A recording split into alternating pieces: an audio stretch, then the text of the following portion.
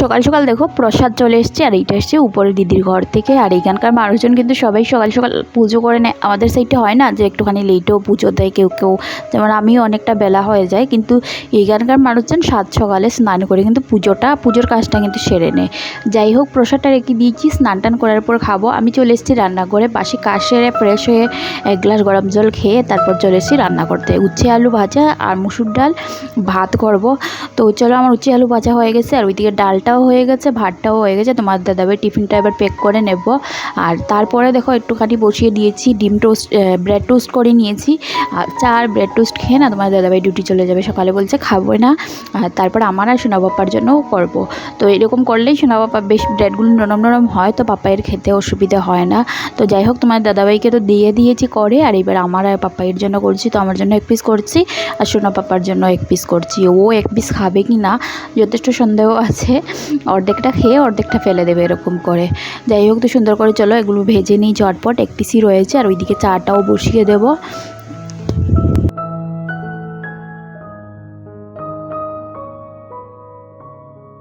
চাটা খেয়ে বাকি কাজকর্মগুলো সেরে এসে একটুখানি বসছি, আর একটুখানি এবার ফ্রিজটা একটুখানি না গুছাবো। আর তাছাড়া দেখো না, কিছু কাপড় আছে যেগুলো সোনা বাবা ধোয়া কাপড় তারপরেও এনে ওই রুমে ফেলে রেখেছে, তো সেগুলোই তুলছি। তোলার পর না ফ্রিজটা গুছিয়ে কিছু ধনিয়া পাতা আছে সেগুলো বের করে ভাবছি একটুখানি কেটে উঠে সুন্দর করে রাখবো, আর না হলে না নষ্ট হয়ে যায় গরমের কারণে। তো ফ্রিজের ভিতরে দেখছি অনেকগুলো সবজি যেগুলো মানে সুন্দর করে রাখিনি, সেই কারণে সেগুলো বের করে নিয়েছি। আর ফ্রিজটা একটুখানি গুছিয়ে রেখে তারপর সবজিগুলো ঠিকঠাক মতো সুন্দর করে গুছিয়ে রাখবো। এদিকে দেখো সোনা বাবাও কিন্তু আমার পাশে এসে দাঁড়িয়ে আছে। ওকে ঘুম পাড়িয়েছিলাম, ওই 10-15 মিনিট মতো ঘুমায়। আসলে গরমটা এত পড়েছে, রাত্রিবেলা তো ঘুম হয়ই না, আর দিনের বেলাও গরমের কারণেই ঘুম হয় না বলতে পারো। এরকমই চলছে, ঘন্টাখানেক দিনের বেলা ঘুমালে ভালো হতো, কিন্তু ওই 10-20 মিনিট এর থেকে বেশি ঘুমোতে পারে না। আর আমি চলে এসেছি, তো ও আমার সঙ্গে সঙ্গে চলে এসছে। তো এবার দেখো ফ্রিজের ভিতরটা গুছিয়ে তারপর ফ্রিজটা বন্ধ করে দিয়েছি। আর এইবার দেখো ধনিয়া পাতা, অনেকগুলো ধনিয়া পাতা নিয়ে এসছে। তো ভাবছি চলো এগুলো গুছিয়ে রাখি। আসলে ওই যে ধনিয়া পাতার ডাঁটাগুলো না একদম শক্ত শক্ত হয়ে গেছে, তো ভাবছি চলো সুন্দর করে অনেক দিন চলে যাবে যদি সুন্দর করে মানে বেছে টেচে রাখি তাহলে। পুদিনা ধনিয়াটা তো মাছ তরকারিতে দেওয়া হয় অনেক সবজিতেই, তবে পুদিনাটা না কোনো তরকারিতে তো আর দেওয়া হয় না, তো চাটনিটাই বেশিরভাগ খাওয়া হয়। সেই কারণে ভাবছি সুন্দর করে যদি বেছে রাখি তো অনেক দিন চাটনি করে খেতে পারবো। আর ধনিয়ার পুদিনার চাটনি করলে দেখবে পাতা কিন্তু বেশি লাগে না, অল্প কটা পাতা হলেই না চাটনি হয়ে যায়। সঙ্গে একটুখানি কাঁচা লঙ্কা রসুন এগুলো বেশি করে দিতে হয়। যাই হোক দেখো, ধনিয়ার ডাঁটাগুলো কত শক্ত, গাছগুলো পুরো পুক্ত হয়ে গেছে বলতে পারো, হয়তো বীজ হওয়ার সময় চলে এসেছিলো। যাই হোক, সেই কারণেই দেখো মানে নরমগুলো খুলে উঠিয়ে নিচ্ছি, আর শক্তগুলো ফেলে দিচ্ছি। ওইগুলো তরকারিতে তো খাওয়া যাবে না, সেই কারণে। না হলে আমি কি করি, নরম ডাঁটাগুলো কিন্তু ফেলে দেই না, নরম ডাঁটাগুলো রান্না করে নিই, মানে সবজিতে কুচি কুচি করে কেটে দিয়ে দিই। তো যাই হোক, সুন্দর করে দেখো বেছে নিয়েছি। আর তারপর একটা কাপড় নিয়েছি, কাপড়ের মধ্যে সুন্দর করে মুড়ে না তারপর কাগজের মধ্যে মুড়ে আর একটা এয়ারটাইট কন্টেনার বা প্লাস্টিকের ব্যাগের মধ্যে রাখলে বেশ সুবিধে হয়। তো আমি প্লাস্টিকের ব্যাগের মধ্যেই রাখছি, এয়ারটাইট কন্টেনারগুলো সব কটা জুড়া আছে সেই কারণে। তো সুন্দর করে দেখো একটুখানি বেঁধে নিচ্ছি। এমনিতে রাখলে ফ্রিজে খুব তাড়াতাড়ি নষ্ট হয়ে যায়, বেশি দিন যায় না। আর এইরকম রাখলে কমসে কম মানে যতদিন যাবে নষ্ট হবে না, 15-20 দিন আরামসে ফ্রিজের মধ্যে এরকম রাখা যায়। পাতাগুলো সব ফ্রিজের মধ্যে রেখে আর দুটো ঘর ঝাড়ু দিয়ে মোটামুটি ঘরটা মুছে আর স্নানটা সেরে আসবো। বাকি কাজগুলো আমার সমাপ্ত হয়েই গেছে, এবার শুধু ঘরটা মুছার বাকি আছে, তারপর স্নানটা সেরে আসবো। এই ধরনের কাজ না শাক পাতা বাছতে গেলে অনেকটা টাইমই লেগে যায় বলো, তাই না? সেই কারণে আমার শাক সত্যি মানে ওই বেছে কেটে খাওয়াটা ভীষণ একটা অন্যরকম লাগে। যাই হোক, তো এইসবের মধ্যে দেখো স্নানটা সেরেই এলাম। বাপরে কি গরম লাগছে, চলো কাপড়গুলো থাক পরে মেলে দেবো। সেরে এলাম, আর বেলা অনেকটাই হয়ে এসছে, এখন 2টো বাজছে বেলা। এসে তাড়াতাড়ি করে পুজো টুজো দেওয়া কমপ্লিট করলাম, অনেকগুলো কাপড় ধুয়েছি, কিন্তু বাইরে না পুরো অন্ধকার করে রেখেছি, মনে হচ্ছে বৃষ্টি আসবে আর তুফান আসবে এরকম একটা মানে লাগছে দেখে, হাওয়া চলছে খুব বেশি। তো বাস সকাল থেকে মোটামুটি ভেবেছিলাম যে স্নান টান করে ফ্রেশ হয়ে ভিডিও শ্যুট মানে শুরু করব, তো সেই চক্করে না অনেকটাই বেলা হয়ে গেছে, লেট হয়ে গেছে, আর প্রচুর কাজ ছিল যে কারণে ভিডিওটাও শুরু করতে পারিনি। তো যাই হোক, চলো ভিডিওটা এখন থেকে শুরু করছি। আশা করছি তোমরা সবাই ভালো আছো, সুস্থ আছো। নতুন আরেকটি ভিডিও শুরু করছি তোমাদের সবার ভালোবাসা নিয়ে। আর পুজো টুজো দেওয়া কমপ্লিট হয়ে গেছে। তো এবার গিয়ে না পাপাইয়ের জন্য খাবার কিছু করবো। অনেকটা টাইম হয়েছে, ও খায়নি কিছু। আর আমার কাজের চাপে না ওকেও ঠিক করে খাওয়ানো হয় না। যখন একটুখানি কাজ বেশি থাকে তো কাজ করতে করতে সময় চলে যায়, আর ও সময়ের খাবারটা সময় পায় না। যাই হোক, বাইরে তুফান এসছে।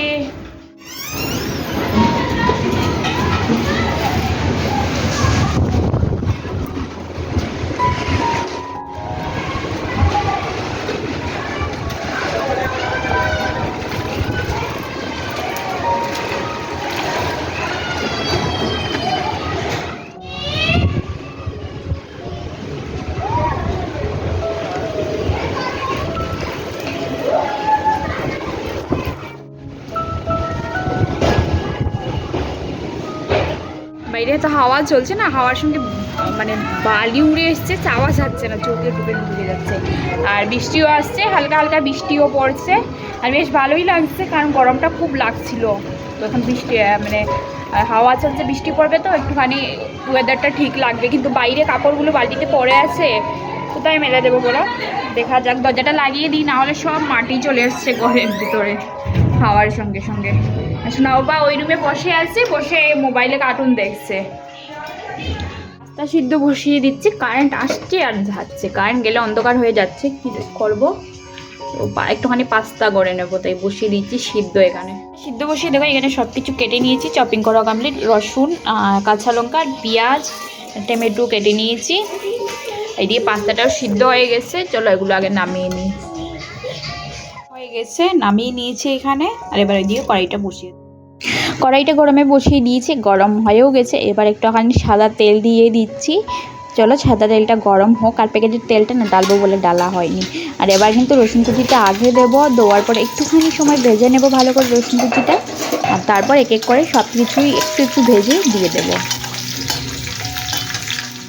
রসুনগুলো একটুখানি ভাজার পর দেখো পেঁয়াজ দিয়ে দিচ্ছি। পেঁয়াজগুলো একটুখানি কিছুক্ষণ ভেজে নেওয়ার পর টমেটোগুলোও দিয়ে দেবো। কাঁচা লঙ্কাগুলোও সঙ্গে দিয়ে দিয়েছিলাম।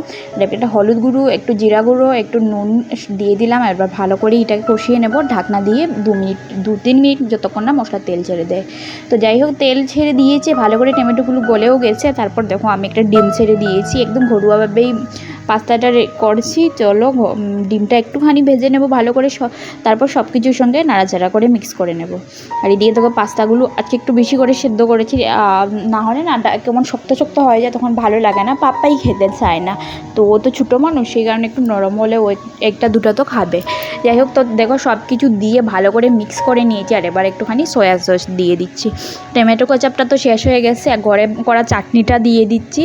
আর একটা পাস্তা মশলার প্যাকেট আসছিল, সেটাও দিয়ে দিচ্ছি। তো ফাইনালি আমার পাস্তা রেডি। আর দারুণ লুক এসছে, ওয়াও ভালা, দেখো দেখেই না জিভে জল আসছে। তো চলো একটুখানি আগে পাপাইকে খাইয়ে দিই, তারপর আমার পাস্তা রেডি হয়ে গেছে। আর একটুখানি ভিজা ভিজা রেখেছি, কারণ ওই সোনা পাপা খাবে সেই কারণে। আর শুকনো হলে না একদমও খাবে না একটুকু। তো চলো মার ছেলের জন্য একটু নিয়ে নিচ্ছি, আর বাকিগুলো ঢাকনা দিয়ে রেখে দেবো, তোমার দাদাভাই এলেও ও খাবে। চলো এবার পাস্তাটা,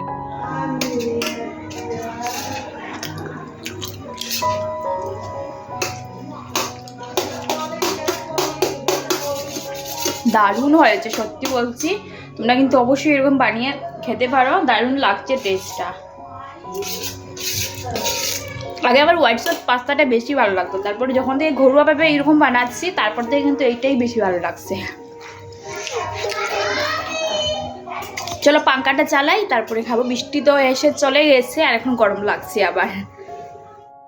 তোমার দাদাভাই চলে এসেছে ডিউটির থেকে, আর ও ডিউটি থেকে একদম ভিজে মানে ভিজা হয়ে এসছে, বৃষ্টি পড়ছিল বাইরে। তারপর ওকে একটু পাস্তাটা গরম করে দিচ্ছি, আর ওকে দিয়ে তারপর চলে এসেছি রান্নাঘরে। এদিকে আগে এসে একটুখানি ভাতটা বসিয়ে দিচ্ছি, আর তারপর বাকি তরকারিটা রেডি করে নেব। তো ভাতটা বসিয়ে দেওয়ার পর একটুখানি টমেটো নিয়ে নিয়েছি, কাঁচা লঙ্কা, পেঁয়াজ, মাছের তরকারি রান্না করবো। আর মাছগুলো ওইদিকে ভাজা হতে বসিয়ে দিয়েছি। মাছগুলো ভাজা হয়ে গেছে, সেই কারণে তুলে নিচ্ছি। আর এই করার মধ্যে একটুখানি সব সম্বাস দিয়ে বসিয়ে দেব তরকারিটাও একসঙ্গে। তো এইদিকে না আমার সব কিছু চপিং করা কমপ্লিট হয়ে গেছে। একটুখানি শস্য বেটেও নিয়েছি, কাঁচা লঙ্কা, টমেটো আর পেঁয়াজ দেখো কিছুটা চপিং করে নিয়েছি। আর এদিকে কালো জিরে একটু ফোড়ন দিয়ে দিলাম কড়াইয়ের মধ্যে, মাছ ভাজার তেলের মধ্যে। তারপর পেঁয়াজগুলো দিলাম, সব কটা পেঁয়াজ ভালো করে দিয়ে ভালো করে কষিয়ে নিচ্ছি। এক এক করে হলুদ গুঁড়ো দিয়ে দিলাম, তারপর জিরে গুঁড়ো, আর এবার দিয়ে দেবো একটুখানি লঙ্কা গুঁড়ো, সামান্য কাঁচা লঙ্কা দিচ্ছি সেই কারণে অল্প দিলাম, নুন দিলাম। আর এবার ভালো করে কষিয়ে নেব টমেটো আর কাঁচা লঙ্কাটা দিয়ে, আরও কিছুক্ষণ ভালো করে কষিয়ে নেব। আর ফাইনালি দেখো তরকারির ঝুলটা হয়ে গেছে। আর গরমের মধ্যে না পেঁয়াজ বাটা দিয়ে তরকারি খেতে বেশ ভালোই লাগে, মাছের ঝুল। তো ফাইনালি আমার তরকারিটা রেডি হয়ে গেছে। এই যে দেখো ফাইনাল লুক, আর খেতে দারুণ হয়েছিল, দেখেই বোঝা যাচ্ছে। এই ধরনের তরকারি আমার ভীষণ ভালো লাগে সত্যি বলতে। তো চলো খাওয়া দাওয়াটা করে নিই। তো ফাইনালি আমাদের সবার খাওয়া দাওয়া কমপ্লিট। আর এবার রান্নাঘর সব পরিষ্কার করে এসে একটুখানি বসেছি, তারপর এবার শুতে চলে যাব। তো বন্ধুরা ভিডিওটি কেমন হয়েছে অবশ্যই জানিও। আর আজকের জন্য ভিডিওটা এখানেই শেষ করছি, নতুন একটা ভিডিও নিয়ে খুব তাড়াতাড়ি দেখা হবে। টাটা।